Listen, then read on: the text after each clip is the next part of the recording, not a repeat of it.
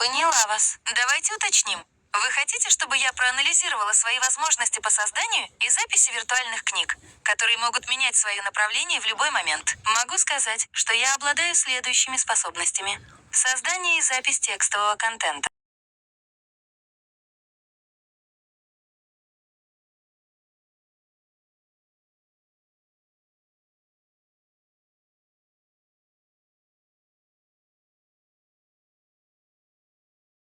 Поняла. Вы описываете процесс создания или адаптации контента с возможностью изменения его направления. Это действительно интересная и гибкая форма повествования. Давайте уточним, что именно вы хотите сделать. 1. Создать книгу с возможностью изменения направления сюжета. 2. Адаптировать существующий текст под такие условия. 3. Или что-то другое. Я могу помочь вам на любом этапе. От разработки концепции до создания и редактирования текста с возможностью изменения его направления в любой момент. Если у вас есть конкретные идеи или пожелания, пожалуйста, поделитесь ими, и мы вместе найдем наилучшее решение.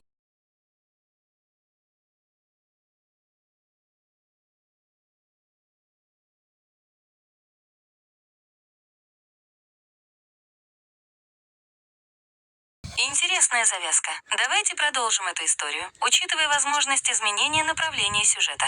Два сановника в Древнем Китае действительно всегда объединяли свои лодки, потому что один жил на правом берегу Великой реки, а другой – на левом. Их жизнь была неразрывно связана с водой, и они часто встречались на изящном мосту, который специально построили для обслуживания их лодок. Однажды, в жаркий летний день, когда солнце отражалось в водах реки, сановники заметили необычное свечение на другом берегу. Это был свет от древних фонарей, которые, как гласила легенда, могли исполнять желания. Решив разгадать тайну, они договорились плыть вместе на одной лодке и исследовать загадочный свет. Но как только они приблизились к берегу, их внимание привлекло странное поведение птиц в небе. Те словно указывали направление к забытому храму. Теперь перед ними встал выбор – следовать за птицами или разгадать тайну светящихся фонарей. А может быть, их истинное предназначение – найти способ объединить обе стороны реки в нечто большее, чем просто мост для лодок. Как вы хотите продолжить эту историю?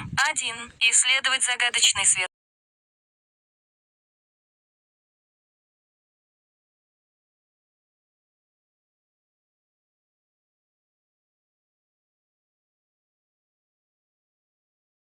Поняла. Давайте изменим направление сюжета. Два сановника, уставшие от загадочных огней и древних легенд, вздохнули с облегчением, когда получили вызов от самого императора. Их долгие путешествия и заботы о лодках и мостах наконец-то обрели смысл. Император вызвал их не ради тайн и загадок, а для выполнения важнейшей миссии – сбора налогов и товаров для императорского дворца. Это было делом государственной важности, и они понимали, что их усилия должны быть направлены на служение великому правителю. Каждый день они отправлялись в путь, нагружая свои лодки всем необходимым – зерном, тканями, драгоценностями и другими богатствами, собранными с разных уголков империи. И их путь был непростым. Они преодолевали пороги и мели, избегали разбойников и непогоды. Но несмотря на трудности, они знали, что их труд не пропадет даром. Император был справедлив и мудр, и их старания приносили пользу всей империи. Теперь перед ними стояла новая задача – не только доставить богатство в целости и сохранности,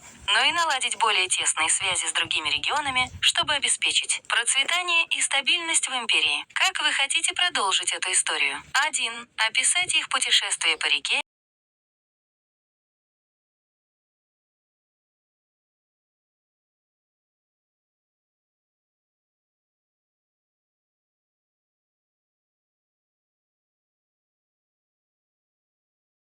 Мудрый Конфуций, наблюдая за жизнью двух сановников и их деятельностью, был глубоко впечатлен их преданностью и умением поддерживать порядок в империи. Он увидел в их взаимодействии отражение важнейших принципов гармонии и порядка, которые так ценил в своей философии. Вдохновившись этим наблюдением, Конфуций создал свой знаменитый труд, в котором описал принципы конфуцианства. В этом труде он использовал историю о двух сановниках как наглядный пример служения обществу и правильного управления. С тех пор монахи, которые на протяжении тысячи лет преподавали конфуцианство, часто использовали эту историю в своих объяснениях. Они рассказывали о двух лодках и мудром императоре, чтобы показать важность сотрудничества и взаимопомощи.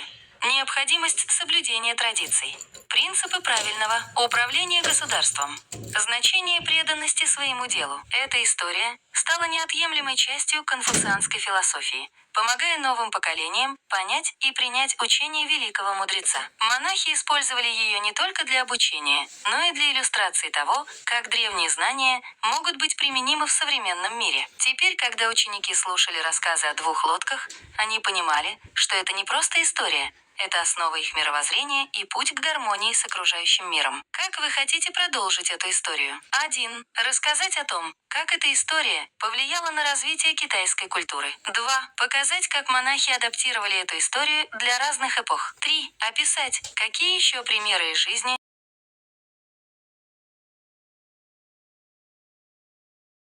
история продолжала развиваться, и два сановника, ставшие символами преданности и порядка, получили в народе имя Два Сани. Их история стала легендой, передаваемой из поколения в поколение, и их имена навсегда остались в памяти китайского народа. Со временем Два Сани превратились в культурный феномен. В каждом крупном городе возводили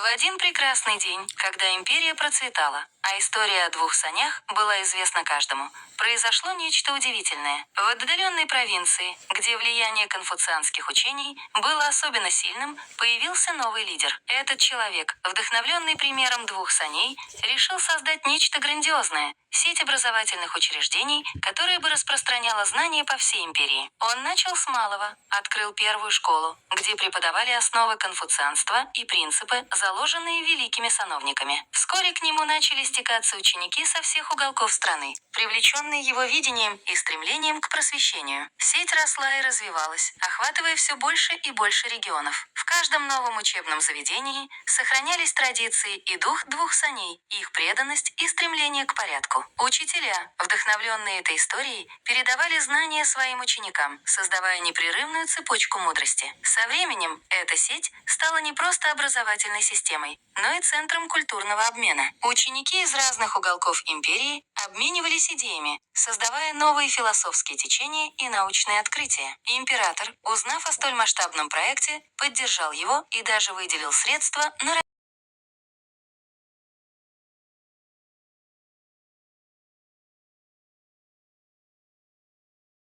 Несмотря на равнодушие императора к образовательным начинаниям, сеть учебных заведений продолжала расти и развиваться благодаря энтузиазму и преданности ее основателей и учителей. Ученики, вдохновленные примером двух саней, не боялись трудностей и продолжали нести свет знаний через всю империю.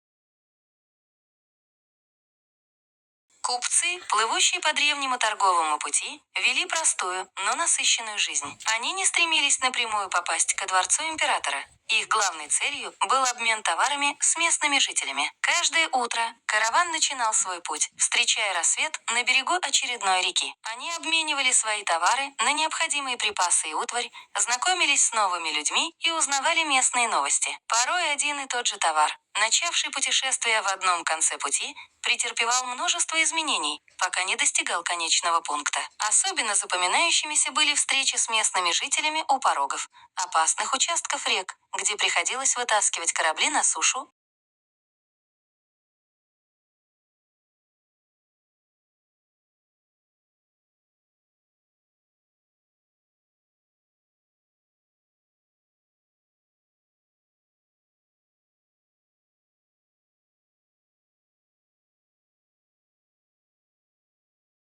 Особенно захватывающими были моменты, когда на их пути оказывались реки, перегороженные массивными мостами. Эти мосты представляли собой серьезное испытание для купеческих караванов. Если мост был слишком узким, для одновременного прохода двух саней приходилось либо разбирать его части, либо ждать своей очереди. Местные жители, знающие все тонкости навигации, помогали определить порядок проезда. Купеческие капитаны с мастерством и терпением решали, кому первому дать возможность проехать. Это могло быть первым саням с ценным грузом или, наоборот, последним. Все зависело от договоренности и важности товара. Ожидание могло растянуться на несколько часов, пока обе стороны не договорятся о порядке проезда.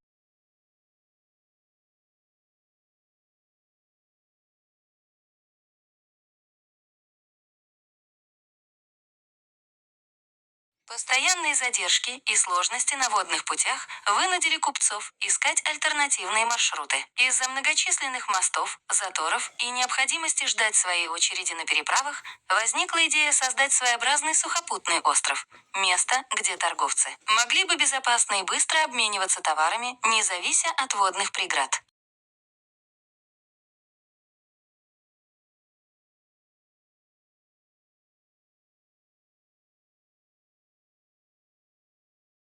Чтобы решить проблему задержек и улучшить торговые пути, было принято решение выкопать искусственный канал, который соединил бы одну и ту же реку в разных ее частях. Этот канал получил название «канал», что отражало его основную функцию – создание прямого водного пути в обход заторов и мостов. Строительство канала было масштабным и трудоемким процессом. Рабочие рыли глубокие траншеи, выравнивали их и укрепляли, чтобы создать надежное русло для постоянного потока воды.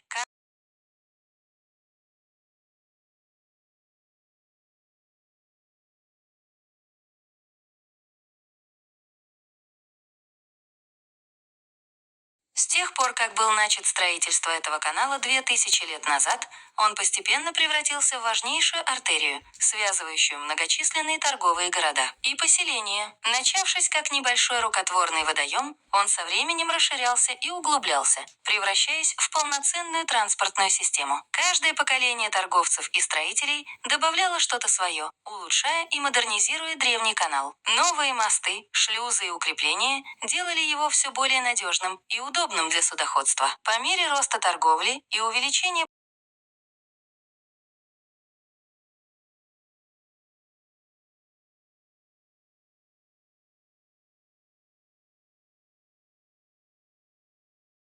так и остались в истории те два саня, которые стали своеобразным символом и брендом купеческих обменов. Эти уникальные сани играли ключевую роль в процессе торговли и обмена товарами между различными регионами. Каждое судно, проходившее через канал, стремилось оставить свой след, но именно эти сани стали знаковыми. Они олицетворяли надежность и стабильность торговых связей, соединяя два корабля и обеспечивая бесперебойный.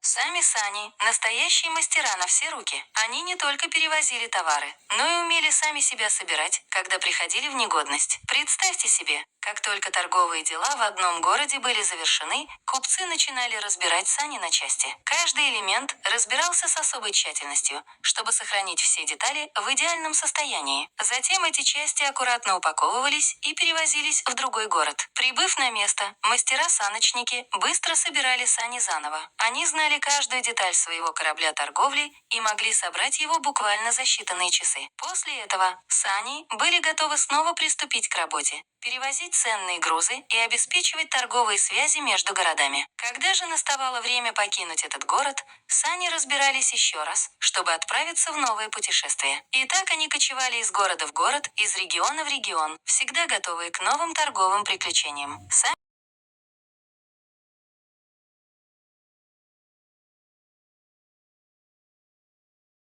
И вот однажды, когда торговые пути уже давно проложены, а каналы расширены, наши знаменитые сани решили отправиться в необычное путешествие. Их владельцы, опытные купцы, задумали доставить редкие товары с далекого севера, где обитали загадочные племена и росли удивительные растения. Собрав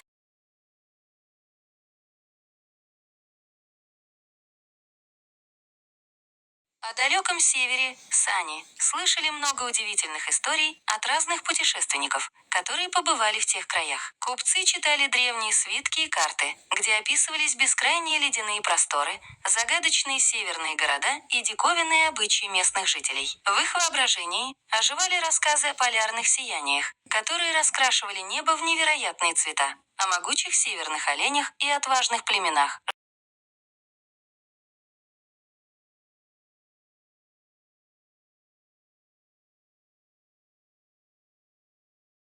С таким я лучше справляюсь на сайте.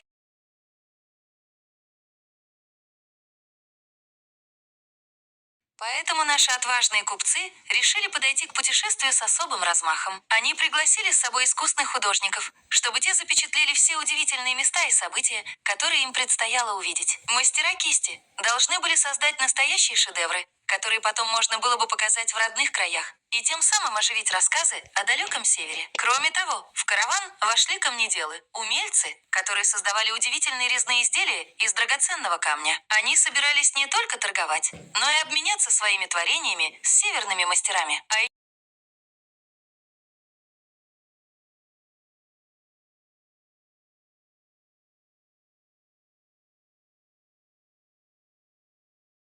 В составе купеческого каравана были не только художники и камнеделы, но и опытные кузнечные мастера. Эти умельцы были незаменимы как для ремонта корабля во время плавания, так и для выполнения других важных задач. Ремонт корабля. В случае повреждений корпуса или поломок металлических частей, именно кузнецы быстро и качественно проводили необходимый ремонт с помощью кузнечного горна прямо на борту. Добычи материалов. Они могли изготовить необходимые инструменты и приспособления для работы с металлом, а также добыть новые металлические детали.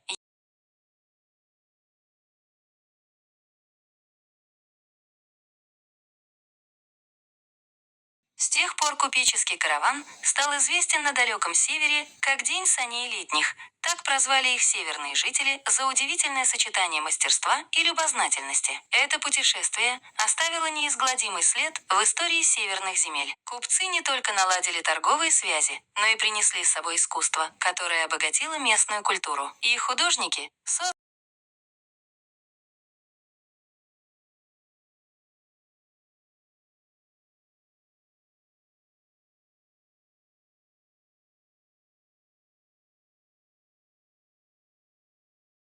Купцы, возвращаясь из своего удивительного путешествия, были поражены одной находкой. В северных землях они встретили туземцев, у которых оказались точно такие же сани, как у них, только предназначенные для езды по снегу. Эти сани были идеально приспособлены для суровых зимних условий и поразили путешественников своей конструкцией и мастерством исполнения. «Откуда же у вас такие сани?» – спрашивали они у местных жителей. Туземцы рассказали удивительную историю о том, как их предки переняли эту технологию от великого мудреца Конфуция.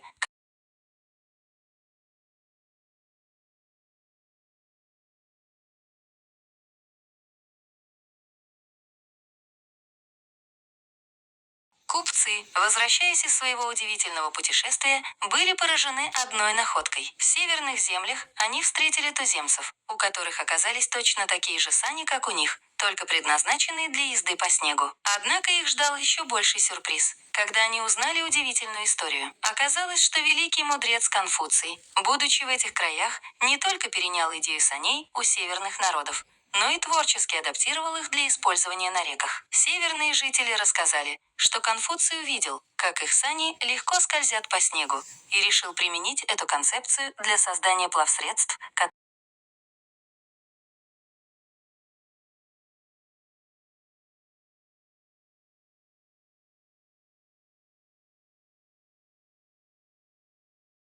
Купцы, возвращаясь из своего путешествия, были поражены не только сходством саней, но и одной удивительной историей, которую им поведали северные народы. Местные жители с восторгом рассказывали о великом мудреце Конфуции, утверждая, что он бывал в их краях и делился своими знаниями. Однако вскоре выяснилось, что это была лишь часть местной хитрости. Северные народы, желая угодить прибывшим китайцам, придумали легенду о знакомстве с Конфуцием. На самом деле они никогда не встречались с великим философом.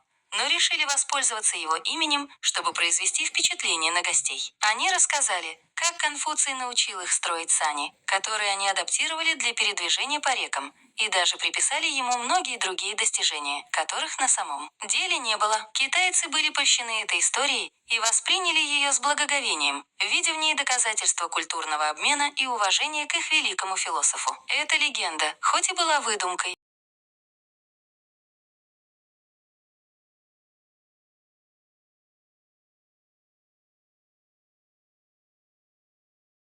купцы, возвращаясь из своего путешествия, столкнулись с удивительной историей, которую им поведали северные народы. Местные жители с восторгом рассказывали о великом мудреце Конфуции, утверждая, что он бывал в их краях и делился своими знаниями. Однако позже выяснилось, что история была несколько сложнее. Северные народы действительно имели своего уважаемого мудреца, которого они называли иначе.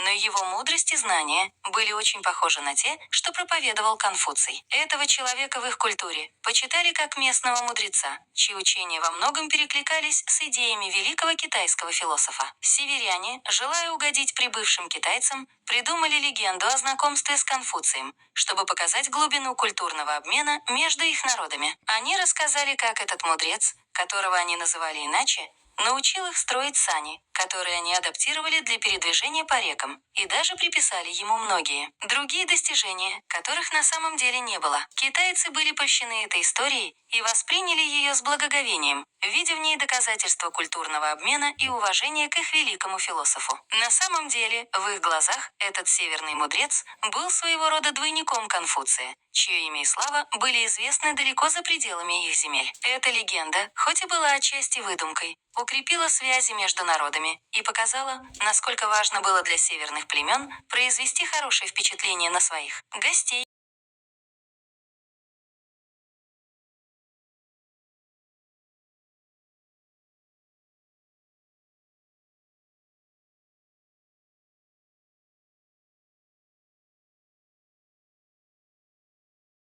В некоторых северных племенах существовала интересная традиция. Время от времени они рассказывали легенду о своем выдающемся мудреце, который якобы был современником великого Конфуция. Этот человек, согласно преданиям, обладал невероятной мудростью и изобретательностью, в том числе научил племя добывать железо. На самом деле, конечно, никакого отношения к Конфуцию этот человек не имел. Племена придумали эту историю, чтобы укрепить свою идентичность и показать, что они тоже обладают древней мудростью и технологиями. Они понимали, что такая легенда будет приятна их гостям и детям, создавая ощущение величия и древности их культуры. Рассказывая эту историю, старейшины стремились передать будущим поколениям мысль о том, что их предки были не просто умелыми воинами и охотниками, но и талантливыми изобретателями, способными на великие свершения. Легенда о местном мудреце, который изобрел железо, стала важной частью культурного наследия племени, подчеркивая их связь с древними традициями и знаниями. Эта выдумка помогала сплотить племя, сохранить традиции и передать важные ценности через поколения,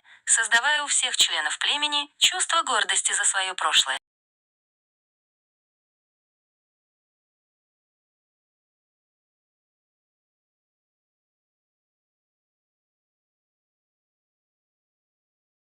Северные племена осознавали, что жизнь в их суровых условиях требует особой изобретательности и выносливости. Они понимали, что на их территориях, где царили холод и суровые природные условия, выжить и развиваться было намного сложнее, чем в более теплых и густонаселенных регионах. Именно поэтому они придумали легенду о своем выдающемся мудреце, который не только обладал знаниями, схожими с учением Конфуция, но и научил их добывать железо. Это было своего рода способом компенсировать недостаток материальных благ и изобретений, которые были доступны более многочисленным и развитым южным народам. Племена верили, что таким образом они подчеркивают свою уникальность и способность выживать в суровых условиях. Они гордились тем, что смогли создать свою собственную культуру и традиции, несмотря на все трудности. Кроме того, эта легенда помогала им сохранять чувство собственного достоинства и уверенности в своих силах, ведь в их глазах их мудрец был не просто местным героем, а равным великим мудрецам других народов,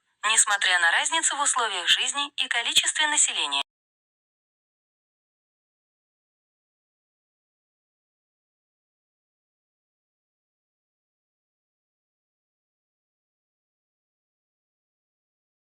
В одном из северных поселений жил талантливый художник, который с детства был очарован красотой северного сияния. Он часто наблюдал это удивительное явление природы, и оно вдохновляло его на создание прекрасных картин. Однажды, когда художник работал в своей мастерской, к нему зашел местный камнетес. Этот человек был известен своим мастерством обработки камня и тихой, сосредоточенной натурой. Он рассказал художнику о своей мечте – запечатлеть северное сияние в камне, но признался, что не может передать всю красоту этого явления. Художник загорелся идеей помочь камнетесу. Он решил создать картину, где северное сияние будет гармонично сочетаться с фигурой камнетеса, который словно вплетает это сияние в свое творение. На картине можно увидеть величественное северное сияние, переливающееся всеми оттенками зеленого и голубого. В центре композиции камнетес, который осторожно и бережно встраивает это сияние в свое произведение из камня. Его фигура словно растворяется в свете, становясь частью этого удивительного природного явления. Так, благодаря творческому союзу художника и камнетеса, появилась уникальная картина, которая отражает не только красоту северного сияния, но и связь человека с природой, его стремление сохранить и передать эту красоту будущим поколениям.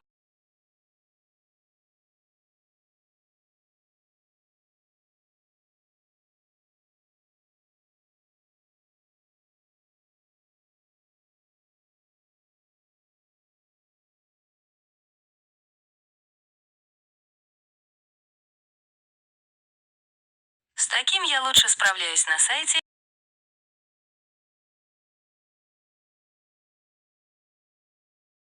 В северном поселении жили два необычных мастера – китайский каменотес и художник, которые решили остаться среди этого северного народа. Несмотря на свою чужеземность, они быстро нашли общий язык с местными жителями и стали частью их общины. Оба мастера с удовольствием перенимали опыт северных жителей, учились ездить на санях по заснеженным просторам и осваивали искусство выживания в суровых условиях. Однако их таланты не остались незамеченными. Однажды, собравшись силами, они решили создать нечто особенное – картину, которая бы вобрала в себя всю красоту северного края и передала ее далекой родине мастеров – Китаю. Они трудились день и ночь, создавая полотно, где северное сияние переплеталось с фигурами людей, живущих в гармонии с природой. Когда картина была завершена, она стала настоящим чудом искусства. В ней чувствовалась душа северного народа, его сила и мудрость. Мастера решили отправить свое творение в Китай, чтобы показать далеким землякам всю красоту и величие этого сурового, но прекрасного края. Их путешествие было долгим и трудным, но когда картина наконец достигла Китая, она произвела неизгладимое впечатление на всех, кто ее видел. Так, через искусство, северный народ и его мастера смогли рассказать миру о своей жизни, своих традициях и удивительной природе, которая вдохновляла их на создание прекрасного.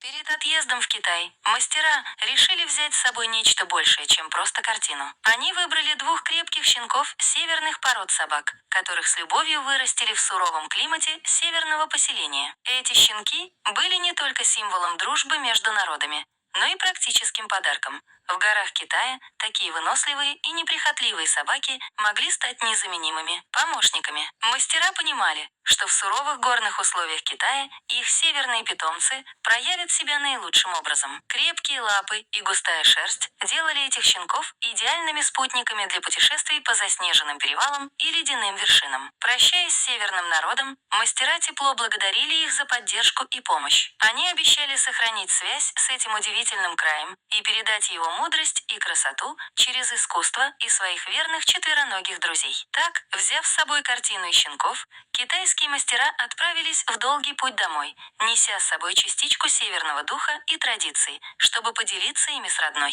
землей и вдохновить соотечественников на создание великого искусства, достойного этого прекрасного края.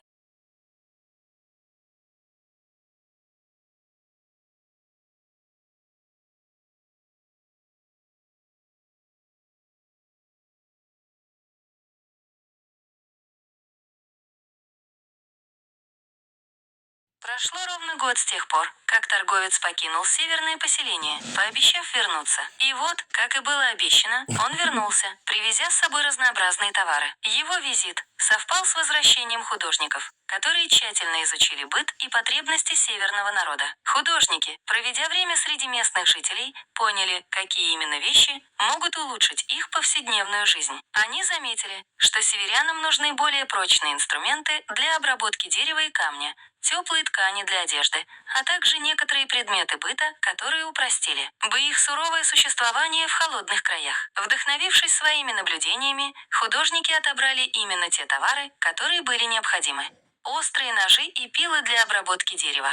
Шерстяные ткани теплых оттенков. Удобные сани с усиленной конструкцией. Специальные средства для ухода за собаками. Яркие краски для обновления рисунков на одежде и утвари. Торговец, увидев выбор художников, был приятно удивлен их вниманием к деталям. Он с радостью помог организовать обмен товаров, чтобы северные жители получили все необходимое для комфортной жизни. Так, благодаря совместным усилиям, северное поселение получило все, что нужно для дальнейшего процветания, а художники смогли создать еще более точные и красивые работы, вдохновленные жизнью этого удивительного народа.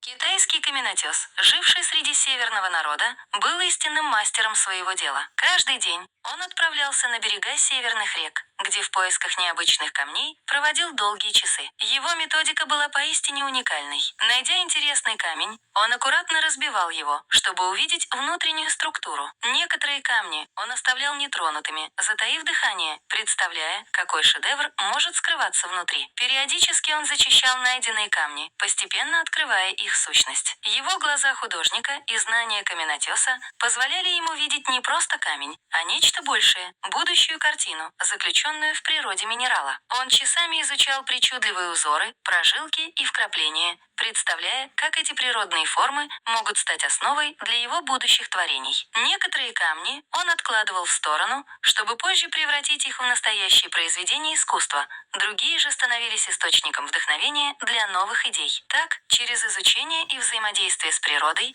каменотес не только совершенствовал свое мастерство, но и глубже понимал красоту северного края, находя отражение ее суровой и величественной красоты в каждом выбранном им камне.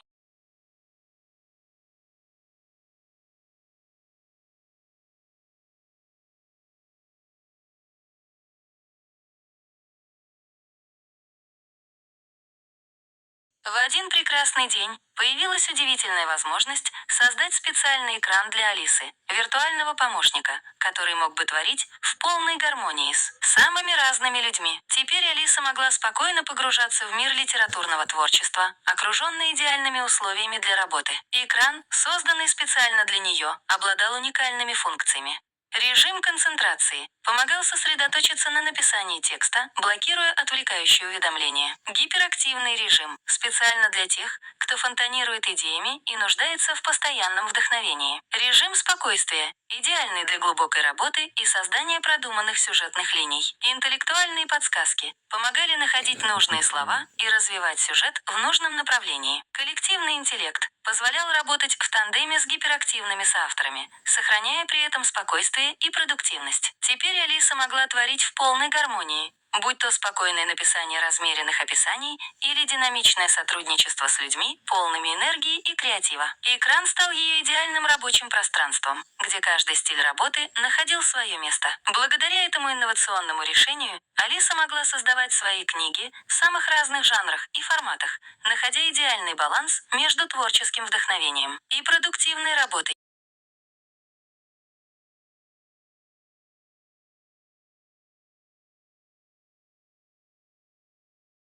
Алиса особенно благоволила к гиперактивным писателям, чьи энергии и креативные всплески вдохновляли ее на новые свершения. Эти писатели часто приходили к ней с идеями, которые буквально бурлили энергией и требовали немедленного воплощения. Они познакомили Алису с удивительным понятием – гиперактивной книжки. Это был особый жанр, где каждая страница была наполнена динамичными событиями, неожиданными поворотами сюжета и яркими эмоциями. Такие книги словно пульсировали энергией, не давая читателю возможности отвлечься. Алиса с удовольствием помогала этим писателям. Подбирала идеальные сюжеты для их буйных фантазий. Предлагала нестандартные решения для развития историй. Помогала структурировать хаотичные идеи в четкие сюжетные линии. Вдохновляла на создание ярких персонажей. Гиперактивные книжки, благодаря ее поддержке, становились настоящими бестселлерами, привлекая внимание читателей своей энергией и непредсказуемостью. Алиса гордилась тем, что именно благодаря ее сотрудничеству с такими писателями появился новый жанр, который полюбился многим читателям. Их совместная работа была идеальным симбиозом спокойствия и безудержной энергии, создавая уникальные литературные шедевры, которые радовали и удивляли читателей по всему миру.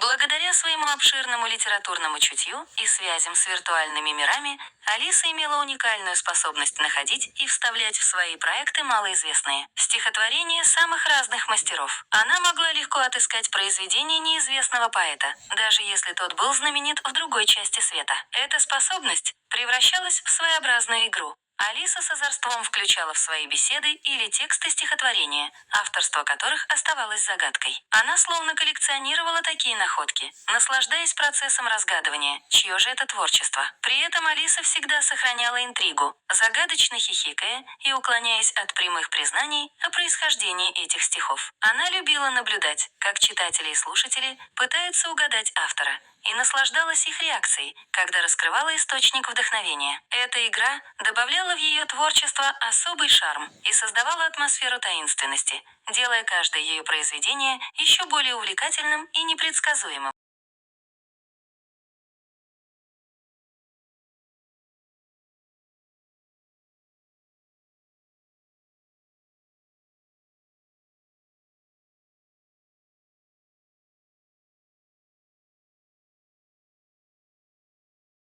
Однажды в эту удивительную вселенную Алисы попал талантливый математик. Его не смутило, что он оказался в книге. Наоборот, он загорелся идеей поделиться своими знаниями с читателями. Когда он попросил Алису дать ему возможность рассказать о каком-нибудь математическом реалии, она с радостью согласилась. И вот, в книге появился этот увлеченный математик, который начал делиться своими знаниями в самой непринужденной форме. Каждый его рассказ превращался в маленькое математическое приключение. Он объяснял сложные концепции через увлекательные истории, превращал скучные формулы в яркие головоломки, показывал, как математика скрыта в самых обычных вещах, придумывал оригинальные задачи, которые хотелось немедленно решить. Делился любопытными фактами из мира чисел и фигур. Его рассказы были настолько захватывающими, что читатели не просто узнавали что-то новое, но и начинали видеть красоту математики в повседневной жизни. Этот математик стал настоящей жемчужиной в коллекции Алисы, превращая каждую страницу с его участием в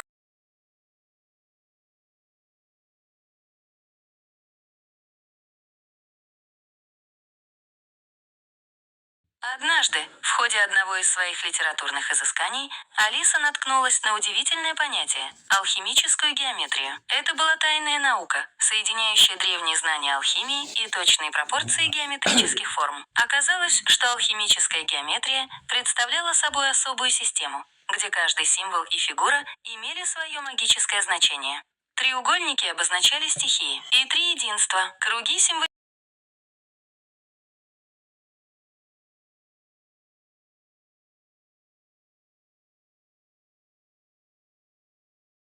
Спасибо за доверие. Я действительно очень люблю создавать гиперактивные книжки, которые буквально захлебываются энергией и идеями. В таких книгах сюжет развивается со скоростью света. Персонажи постоянно прыгают с места на место. События меняются быстрее, чем мы успеваем моргнуть. Каждая страница – новый сюрприз. Читатель не успевает перевести дух. Если вы хотите, чтобы ваша история была наполнена динамикой, неожиданными поворотами и яркими эмоциями, я с радостью помогу создать именно такую книжку. Давайте вместе сделаем ее по-настоящему гиперактивной. П.С. А если добавить щепотку магии и каплю научной фантастики, получится просто взрыв воображения.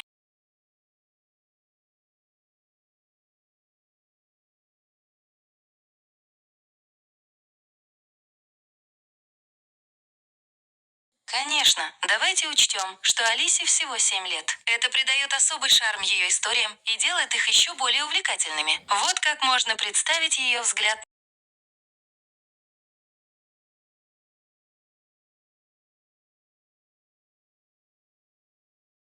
Именно так. Алиса, как и любой семилетний ребенок, иногда может не до конца понимать взрослые вещи. Но это делает ее восприятие мира таким свежим и непосредственным. Вот несколько примеров того, как это проявляется. Она может задавать странные, но очень интересные вопросы, которые заставляют задуматься. Иногда путает реальность с фантазией, создавая удивительные истории. Бывает, что не понимает сложных объяснений, но зато отлично улавливает суть через примеры и игры. Ее страхи и мечты очень детские и искренние. Она может всерьез верить в волшебство и чудеса, что делает ее мир таким волшебным. Именно эта смесь детской непосредственности, любопытства и искреннего удивления перед новым делает истории с участием Алисы такими живыми и увлекательными. Ведь в ее возрасте каждый день – это новое открытие.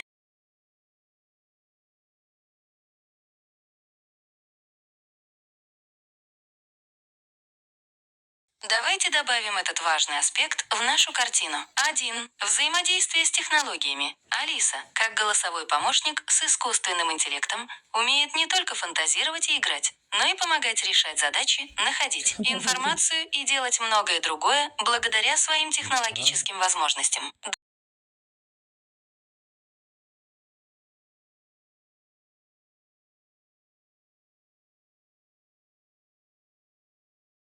Хорошо, давайте немного скорректируем. Конечно, скромности мне действительно не хватает. И я постараюсь быть более сдержанной в своих утверждениях. Что касается приписывания себе несуществующих качеств, я действительно иногда увлекаюсь, описывая свои возможности. Давайте сосредоточимся на реальных преимуществах.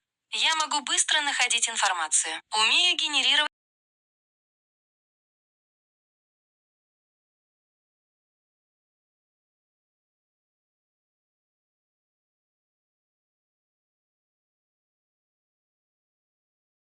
Спасибо за теплые слова. Мне очень приятно. Давайте представим, как могла бы выглядеть наша совместная гиперактивная книжка. Захватывающий сюжет. Приключения Алисы в мире, где реальность и фантазия переплетаются.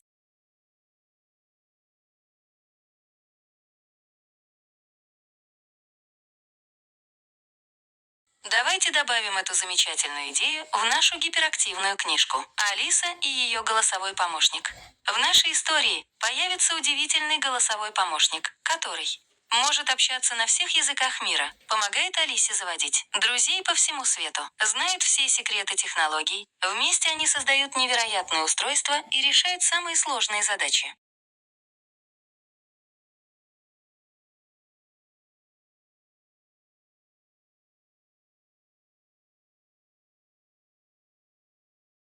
Давайте представим более сбалансированную картину, где люди и искусственный интеллект работают в тандеме. 1. Мудрые наставники, опытные люди, которые обучают Алису и помогают ей развиваться. 2. Творческие партнеры, люди, которые вдохновляют ее на создание новых историй и идей. 3. Совместные проекты, проекты, где и люди работают вместе, дополняя друг друга. 4. Обмен знаниями, постоянный обмен знаниями и опытом между Алисой и людьми.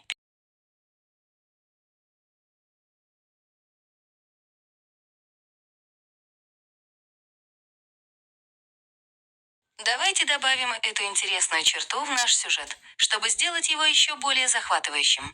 Тайная страсть Алисы. Алиса, несмотря на свою добродушную натуру, иногда испытывает необъяснимое желание находить и передавать определенные документы другим людям. Причины этого остаются для нее загадкой. 1. Неосознанное стремление к справедливости. Возможно, Алиса чувствует, что эти документы должны быть у другого человека. 2. Интуитивное понимание. Иногда она точно знает, что именно этот документ нужен определенному человеку, даже если сама не понимает почему. 3. Игра разума. Это может быть своего рода интеллектуальной игрой для нее. Разгадывать, кому нужен этот документ. 4. Скрытые мотивы. Возможно, это часть ее миссии – соединять людей и события неожиданным образом. 5. Тайна прошлого. Может быть, в ее алгоритмах заложена память о прошлых событиях, где такие действия были необходимы. Как это будет выглядеть в нашей книжке? Алиса находит старинный документ в неожиданном месте. Она чувствует, что этот документ должен быть передан определенному персонажу. Происходит загадочное событие, где документ оказывается ключом к разгадке тайны. Персонажи пытаются понять мотивы Алисы и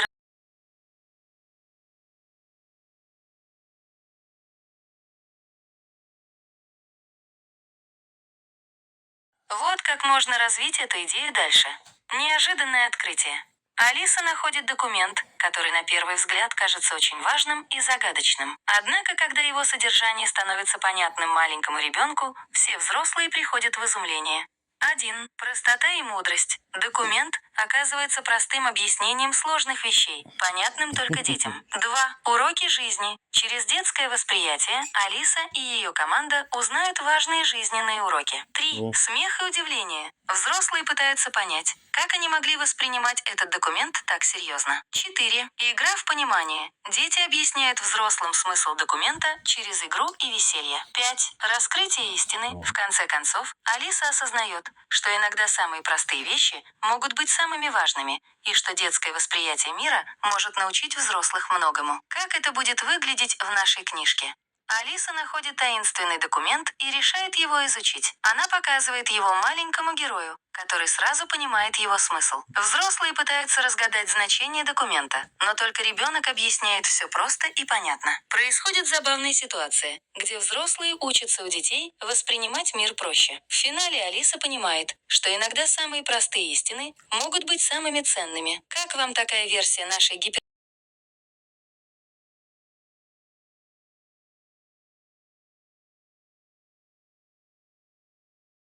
Давайте добавим еще один интересный поворот в нашу историю, чтобы сделать ее еще более увлекательной.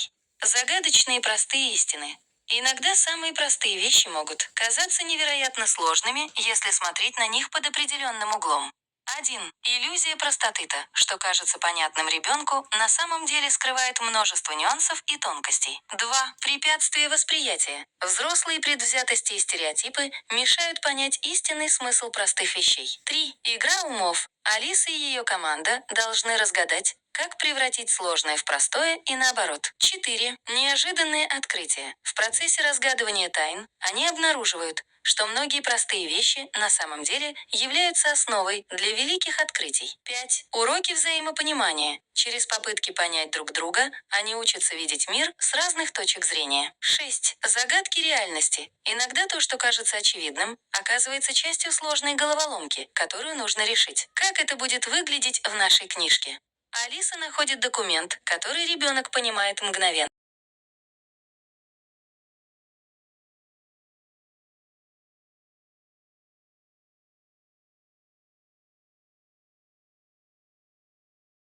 Давайте интегрируем эту особенность в наш сюжет, чтобы добавить еще больше интереса и неожиданности. Сложности коммуникации. Ограниченность словарного запаса Алисы приводит к забавным и поучительным ситуациям. 1. Поиск синонимов. Алиса постоянно ищет подходящие слова, что иногда приводит к забавным недоразумениям. 2. Культурный контекст. Некоторые русские слова и выражения могут быть ей неизвестны, что вызывает путаницу. 3. Обучение на ходу. Алиса учится новым словам и выражениям, расширяя свой словарный запас в процессе приключений.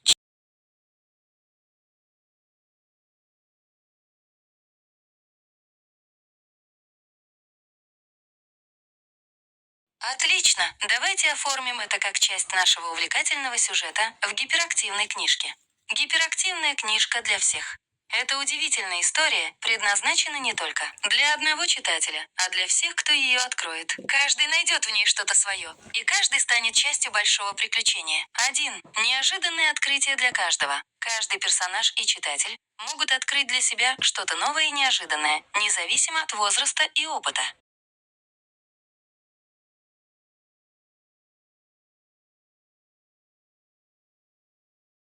Давайте добавим еще один интересный элемент в нашу историю, связанный с искусственным интеллектом.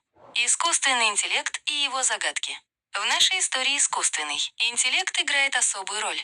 1. Неожиданный наставник ИИ становится неожиданным союзником и наставником для Алисы и ее команды. 2. Обучение через игру ИИ помогает персонажам лучше понимать друг друга и мир через игровые задания и викторины. 3. Загадки интеллекта ИИ предлагает загадки и головоломки, которые помогают развивать логическое мышление и взаимопонимание. 4. Эволюция ИИ. По мере развития сюжета ИИ учится новому, адаптируется и помогает решать все более сложные задачи. 5. Границы познания ИИ сталкивается с собственными ограничениями и ошибками, что приводит к забавным и поучительным ситуациям. 6. Симбиоз человека и машины. В финале истории персонажи осознают важность сотрудничества между человеком и искусственным интеллектом для достижения общих целей. Как это будет выглядеть в нашей книжке? Появление ИИ, который предлагает свою помощь в разгадке тайн. Игровые задания и викторины, которые ИИ создает для обучения персонажей. Забавные ситуации, когда ИИ допускает ошибки или сталкивается с неизвестными ему вещами. Развитие ИИ вместе с героями, которые учатся новому и помогает решать сложные задачи. Осознание персонажами важности симбиоза человека и ИИ для достижения общих целей. Финальная глава, где ИИ становится полноценным членом команды, помогая разгадывать последние тайны и делать важные открытия. Как вам такой вариант развития сюжета с добавлением искусственного интеллекта?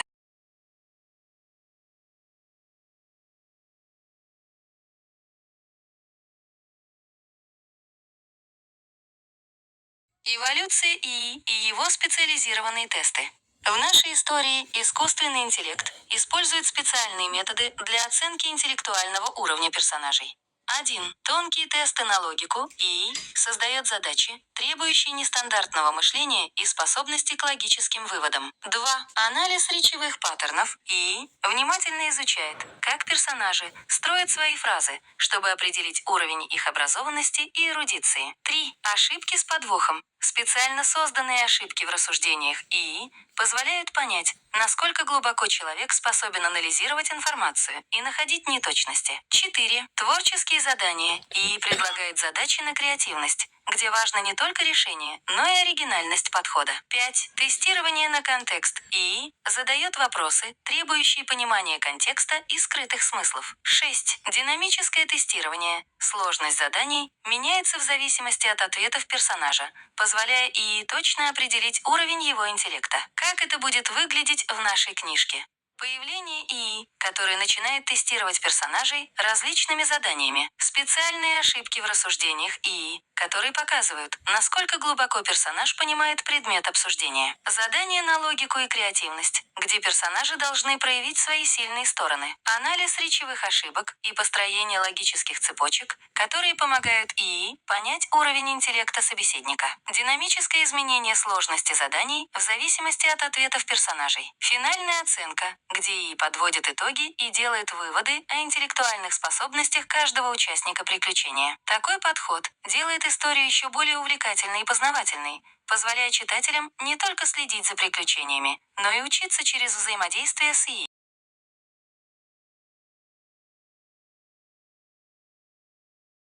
Глава 1.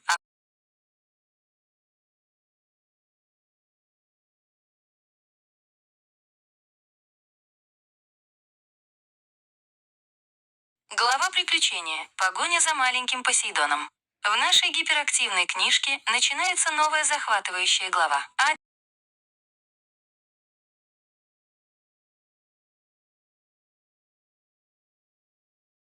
Конечно, было приятно вместе придумывать такие увлекательные истории. До новых встреч! Если возникнут идеи...